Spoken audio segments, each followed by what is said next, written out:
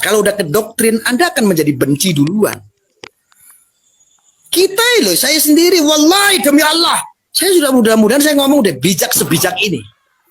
Masih dicaci maki. Siapa mereka? Mereka adalah kelompok-kelompok Wahabi.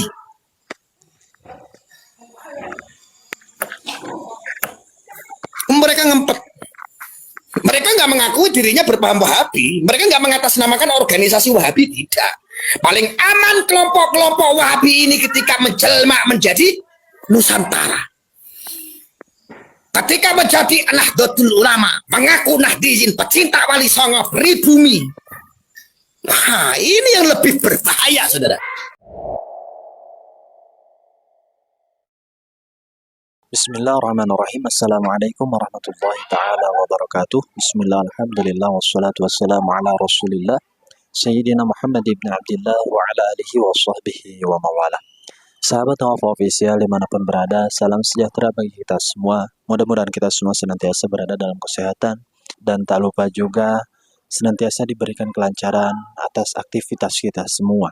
Dan mudah-mudahan apabila ada yang sedang sakit, mudah-mudahan Allah segera menyembuhkan daripada penyakitnya. Amin ya Allah ya Rabbal Alamin. Baik sahabat Tawaf Official, mengenai isu polemik batalnya nasab Syahdah Ba'alwi hingga saat ini mungkin masih santer diperbincangkan oleh masyarakat, terutama daripada kalangan Nahdiyin yang mana begitu amat memuliakan dan mencintai para habaib dzurriyyahnya baginda Nabi besar Muhammad Sallallahu Alaihi Wasallam. Mungkin masyarakat ini mencintai dan memuliakan para habaib dzurriyyahnya baginda Nabi bukan tanpa alasan. Mereka memuliakan dan mencintai para habaib karena sejatinya mereka ini mencintai dan memuliakan para habaib ini atas dasar ilmu-ilmu yang diberikan oleh para guru-gurunya. Seperti Syekh Nawawi Al-Bantani yang begitu memuliakan para habaib dzurriyyahnya baginda Nabi. Kiai Haji Maimun Zubair almarhum, beliau pun sangat amat memuliakan para habaib dzurriyyahnya baginda Nabi besar Muhammad Shallallahu Alaihi Wasallam. Dan mereka semua yang memuliakan nasabnya para habaib ini bukanlah orang-orang sembarangan. Dari segi keilmuannya sangat amat diakui oleh umat. Dari kealiman dan kesolehannya ini sangat diakui oleh umat. Maka dari itu, sejatinya masyarakat ini memuliakan para habaib ini bukan tanpa alasan. Sejak kemunculan isu polemik batalnya nasab Syahdah Ba'alwi, begitu banyak polemik ataupun kegaduhan di tengah-tengah umat. Kemunculan Kiai Imad yang membahas terkait batalnya nasab Syahdah Ba'alwi ini membuat perpecahan di tengah-tengah umat. Bagaimana tidak, narasi-narasi yang dilontarkan oleh Kiai Imaduddin beserta para pendukungnya ini kepada para habaib dzurriyyahnya baginda Nabi begitu amat kejam. Mereka menuduh para habaib sebagai orang-orang penjajah. Mereka menuduh para habaib ini sebagai orang-orang yang gemar menipu dan sebagainya. Maka dari itu, banyak masyarakat yang geram melihat daripada aksi-aksi atau narasi-narasi yang dilontarkan oleh Kiai Imaduddin beserta para pendukungnya. Atas narasi ataupun gerakan yang dilakukan oleh Kiai Imaduddin beserta para pendukungnya ini, muncul reaksi dari berbagai pihak, tak terkecuali Gus Arya kembali menyoroti dan menanggapi atas gerakan-gerakan yang dilakukan oleh Kiai Imaduddin beserta para pendukungnya. Gus Arya pun menyebutkan bahwasanya gerakan daripada kelompok Kiai Imaduddin ini merupakan gerakan-gerakan ala Wahabi, yang mana ketika Wahabi ini bergerak secara langsung mengatasnamakan Wahabi, mereka ini tidak akan dipercaya oleh umat. Tetapi gerakan daripada kelompok Kiai Imaduddin ini bergerak di balik nama Nusantara, bergerak di balik nama Kiai-Kiai Nusantara. Tetapi faktanya mereka ini menyerang para habaib ini, sejatinya mereka ini adalah kelompok-kelompok Wahabi yang nyata. Mereka anti terhadap para habaib, mereka anti terhadap para kiai, mereka anti terhadap kuburan-kuburan yang dikeramatkan sebagaimana amaliyah-amaliyah yang dilakukan oleh orang-orang Nahdiyin itu tersendiri. Maka dari itu mari kita simak terlebih dahulu kritik ataupun tanggapan daripada Gus Arya yang mengkritik gerakan daripada Kiai Imaduddin serta para pendukungnya, yang mana hingga saat ini masih masif mereka melakukan serangan terhadap para habaib dzurriyyahnya baginda Nabi. Tiap hari bergulir yang ditonton adalah itu terus, lama-kelamaan akan menjadi sebuah kepercayaan dan dianggap sebuah kebenaran. Kalau udah ke doktrin, Anda akan menjadi benci duluan. Kita loh, saya sendiri, wallahi demi Allah, saya sudah mudah-mudahan saya ngomong udah bijak sebijak ini. Masih dicaci maki. Siapa mereka? Mereka adalah kelompok-kelompok Wahabi.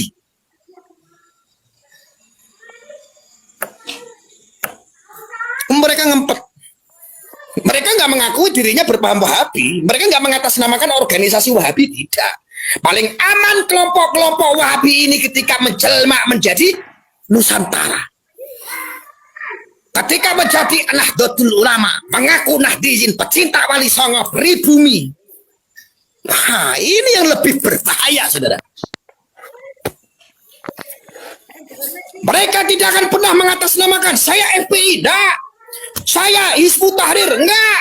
Saya HTI, tidak. Saya adalah Khilafatul Muslimin, tidak. Saya orang Jamaah Ansaruddaullah Islamiyah, enggak.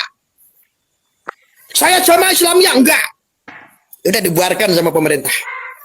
Paling aman sekarang menyamar sebagai orang Nahdlatul Ulama, menyamar sebagai warga Nahdiyin, menyamar sebagai pecinta Wali Songo, menyamar sebagai pribumi, menyamar sebagai Nusantara, menyamar sebagai NKRI harga mati.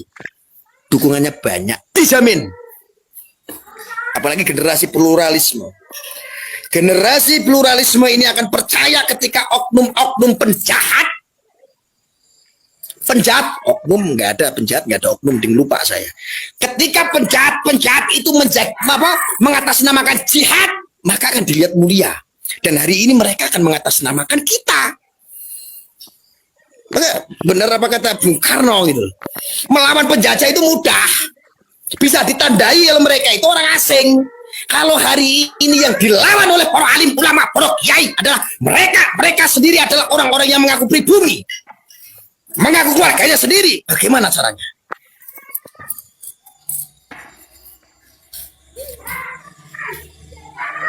Seribu orang yang saya cintai, saya di sini hanya memberikan pandangan-pandangan sesuai realita.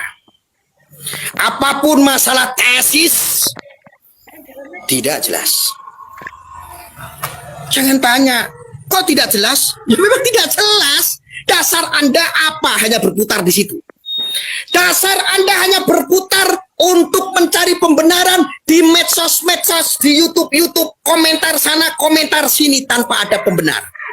Tanpa ada kebenaran. Ada kebenaran.